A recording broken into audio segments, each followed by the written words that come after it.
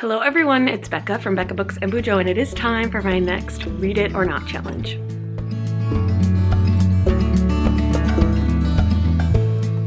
So it is March, and I am trying to read mostly middle grade books in March for the Middle Grade March Readathon. And so that is going to play into this challenge because I am going to try to pick, well, I will only pick the dark green pieces of paper, which correspond with either middle grade or YA on my shelves. So if it's a middle grade, wonderful, it'll count toward my readathon. If it's a YA, I'm still going to read it anyway because that's what the jar does to me. So we have not maybe as many dark green in the jar because it's a smaller pool of books, but we're going to see what the jar gives me. Okay, I'm gonna go for this one down here. I see it. It's this one. Oops. That one. Okay. We have picked it. I'm gonna pick up the pieces of paper that fell to the ground, and you will get to see it first. So, let's let it focus.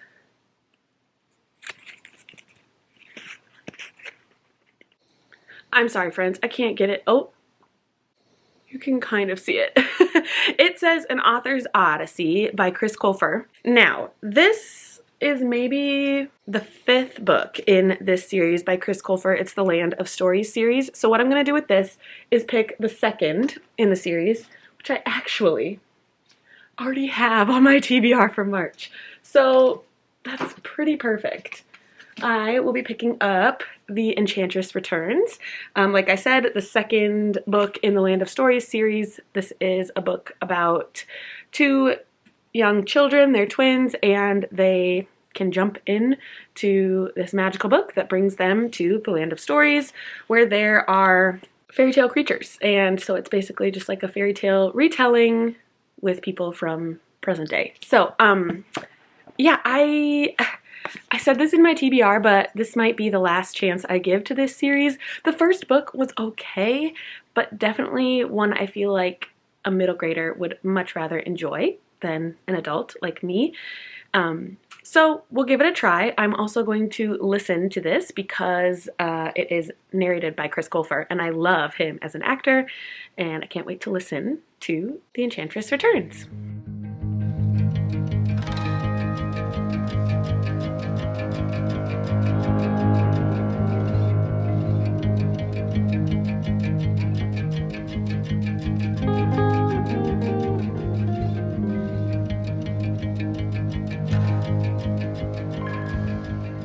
It is less than 24 hours since I picked The Enchantress Returns, and I just wanted to update you. I'm already this far. I'm listening to it, and it's just so readable. I'm thoroughly enjoying myself, surprisingly. I thought that this was just gonna feel like a children's book and not one that I wanted to read, but I'm really liking it. It kind of follows the same formula as the first book, where Alex and Connor are trying to find ingredients for a certain thing. In the first book, it was the wishing spell, and now in this, it is a wand to defeat the Enchantress. But I'm still liking it, and I'm definitely gonna finish it today. So who'da thunk I could read a 500+ page book in a day. Alrighty, I completed this in a very short amount of time, I should say, about a day, and I enjoyed myself. It was fun. I mean, I feel like any fairy tale retelling is enjoyable because you have that nostalgia factor about it, because it's about fairy tales that you have read and listened to and seen on the screen since you were a child. So I enjoyed it. I found myself wanting to listen to it, which, like I said earlier, I was surprised by.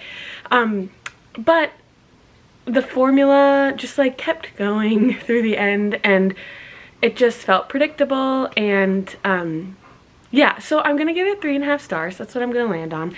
It was enjoyable and sweet and good life lessons that these teenagers have learned about themselves and love and home, and yeah, it was good. 3.5 stars. So now we get to pick another book from the jar. I really would be okay with anything, except I hope it's not another Land of Stories book. I just, like, That was a lot of listening to do in the last short amount of time, and I just don't think I could do it again. So I see a dark green one right here. We're gonna hope my camera focuses a little bit better this time, because I have it. Are you gonna focus, camera? There we go. Oh, what is it? Oh, okay. So this is The Geography of You and Me by Jennifer E. Smith. This is not a middle grade, it's a YA, but like I said, we're gonna read it anyway. I have read from this author before. I read The Statistical Probability of Love at First Sight, and I actually really liked it. It was a very bingeable book, if I'm remembering correctly. This one, the back says that Lucy lives on the 24th floor, Owen lives in the basement. It's fitting then that they meet in the middle, stuck between 2 floors of a New York City apartment building on an elevator rendered useless by a citywide blackout. After they're rescued, Lucy and Owen spend the night wandering the darkened streets and marveling at the rare appearance of stars above Manhattan. But once the power is back, so is reality. Lucy soon moves abroad with her parents while Owen heads out west with his father. So it's about their brief time together and then their lives apart, and if that can bring them back together. Young adult romance. I'm gonna see if I can find an audiobook of it, and I will check in along the way. While I tell you about The Geography of You and Me, I thought I would open my Book of the Month box. This is my March box. Super excited. Anyway, I have just scratched the surface of The Geography of You and Me by Jennifer Smith. Literally read 1 chapter, maybe 1.5 chapters. And it's good so far. It's, so the main characters, the male and female, they're stuck in an elevator. And I thought it would be like a little bit more insta-lovey when they're stuck in the elevator, but it was more just like them having a conversation, being a little flirty, but now they're out of the elevator and it's done. And we've gone back in time to their day before they got stuck in the elevator. So there wasn't as much like romance as I thought there was going to be right away, but obviously it will happen. And I talked with my hands too much that I didn't open my box while I was talking about the book.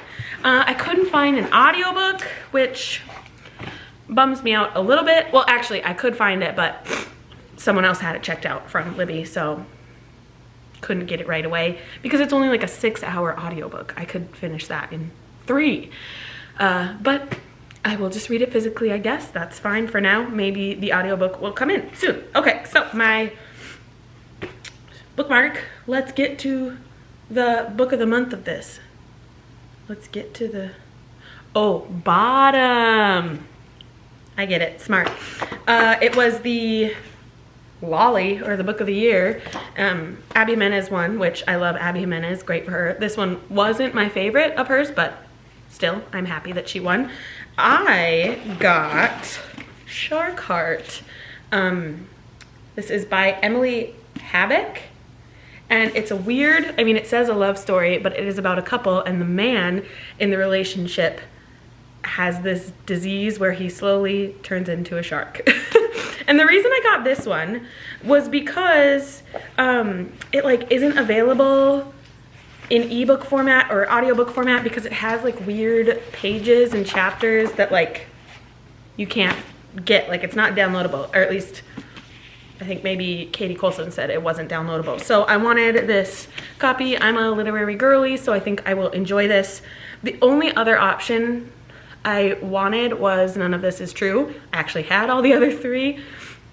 And that one I'm gonna listen to no matter what, and I don't necessarily need a physical copy. So got this one. And then I went rogue here, people, with my March choice. I got the fantasy, A Fate Inked in Blood by Danielle L. Jensen. I don't know.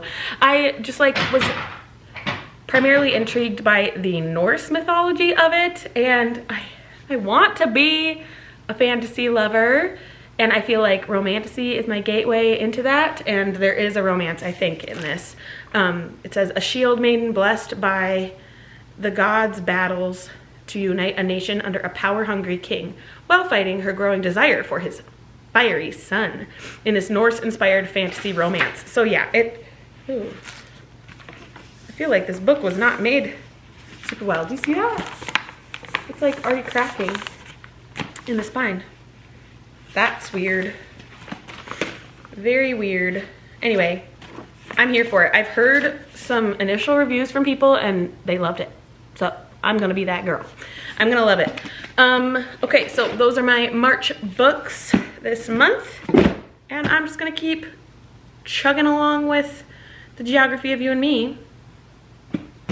I have liked this author's writing before, and so it should be good. I'm initially intrigued.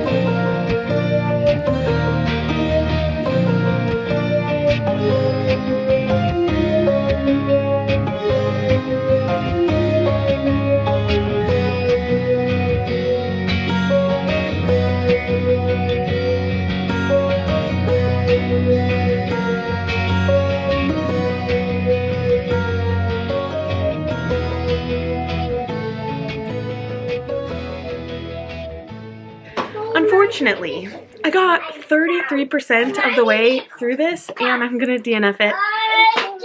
It's a young adult romance and I found that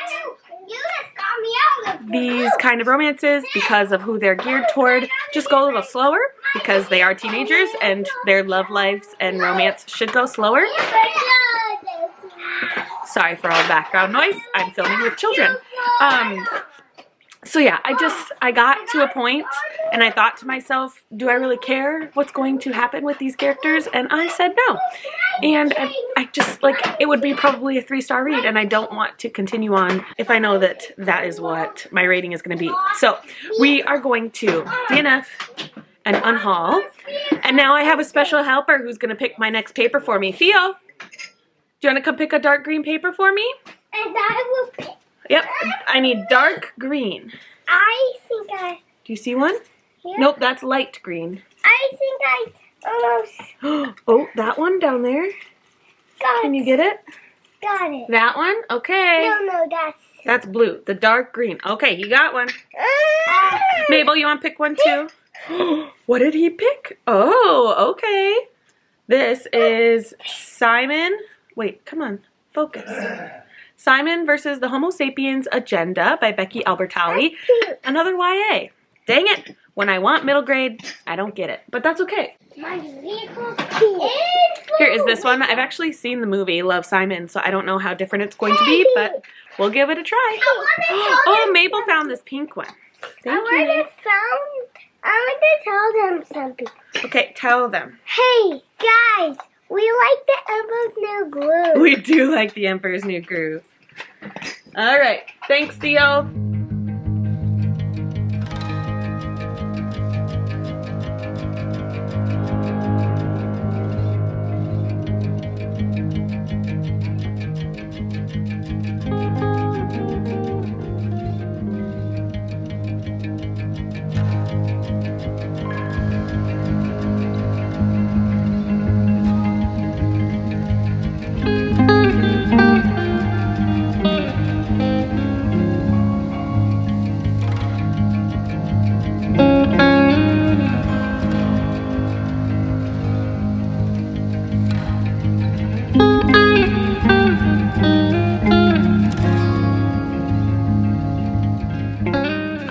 About 50% of the way through Simon versus the Homo Sapiens Agenda. There's Theo. Ah! And I'm actually really enjoying it. It is about a young boy, Simon, who has been writing emails to a boy that he has a crush on.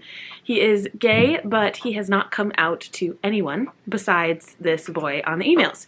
And someone accidentally sees his emails and then decides to blackmail him into getting him to be in a relationship with one of her friends, and he obviously doesn't want the secret to go out to anybody without it being his decision and how he's going to tell people. So it is just a lot about coming out to your friends and family and how you make that decision. But one thing I really enjoy about it is, like, it has this huge discourse on why LGBTQ people have to come out so often, and people who are heterosexual don't have to come out at all. They don't have to announce to the world, I like boys, or I like girls, or I like X. And it's just so unfortunate that we have to put that on gay and lesbian and all LGBTQ people. They have to come out a bunch, and heterosexual people don't have to announce who they love or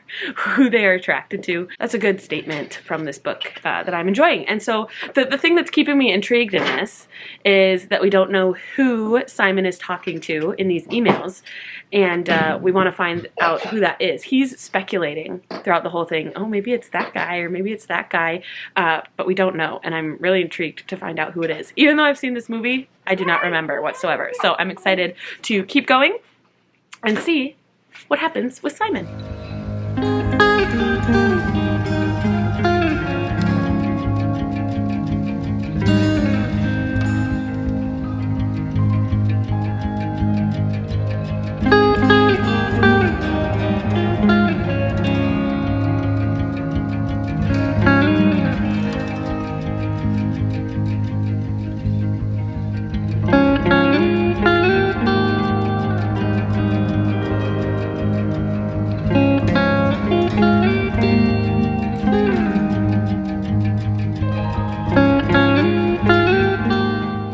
Okay, friends, I finished this book, Simon vs. the Homo Sapiens Agenda by Becky Albertalli, and I really liked it. I am ending up giving it 4 stars. It was just a really good look at how a teenager deals with their sexuality and how they come out to their friends and family, and really how we need to respect people and their coming out stories and plans, because it is theirs to do and not ours to do for them. So really liked it. 4 stars. Glad I finally picked it up. I don't think I would have picked it up for a very long time if it weren't for this challenge.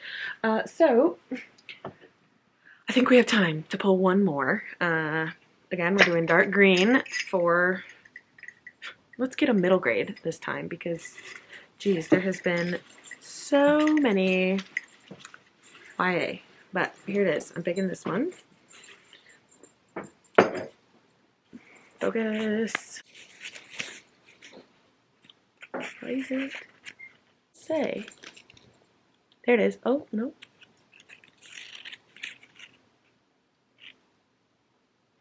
I don't know why I do this every time.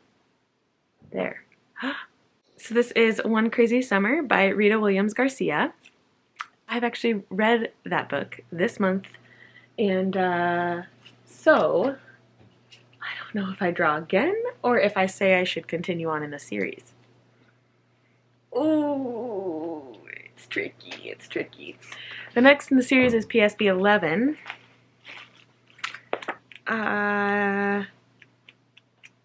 Yeah, I'm just going to go with this. This will be my last read, probably, for this Read It or Not challenge this week. And yeah, I'm excited to continue on in this series.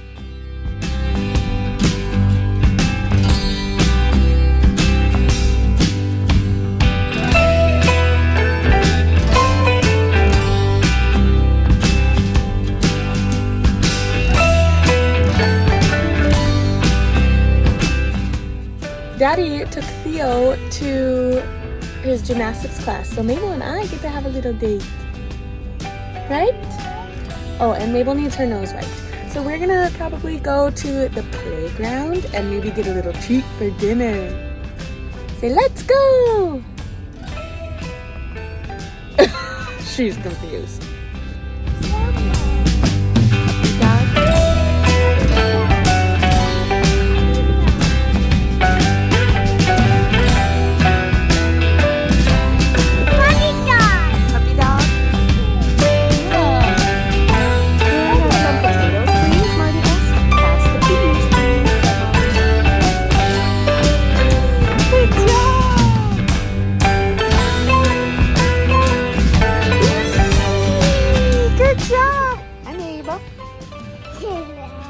Ava went down this big slide. Wow.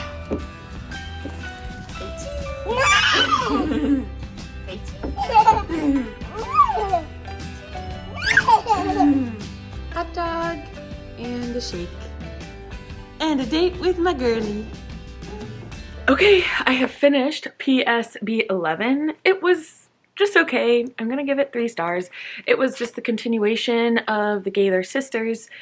In the first book, we follow the sisters as they go visit their mother, who left them when they were very young, and that was in Oakland, California. And now in this book, they're returning back to their home city with their dad and grandma in New York, and we just get their lives. We see them fawn over the newly formed Jackson 5.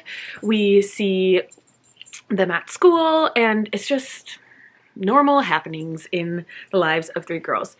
They also are adapting to a new stepmom because their father has fallen in love and met someone new, and yeah, it was just okay.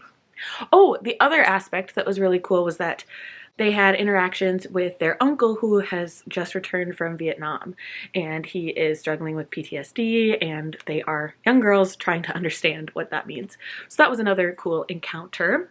Cool. I say that weirdly, but anyway, it was just okay. 3 stars. I think it was a good reading week of my Read It or Not challenge. We touched 2 YA and 2 middle grade. The middle grades were 3 and 3.5 or 4 stars, and I DNF'd the geography and You and Me, but I really loved Simon versus the Homo sapiens agenda. So again, these are books that I mean, I probably would have picked up these 2 because it was middle grade March, but these 2 wouldn't have touched in a very long time. So I appreciate this challenge, and I love that it makes me pick up books on my shelves that I wouldn't normally turn to. So thank you so much for watching this 3rd installment of Read It or Not. Like this video on your way out. Consider subscribing to my channel if you would like to see more bookish and bullet journaling content from me, and I will see you in the next one. Bye!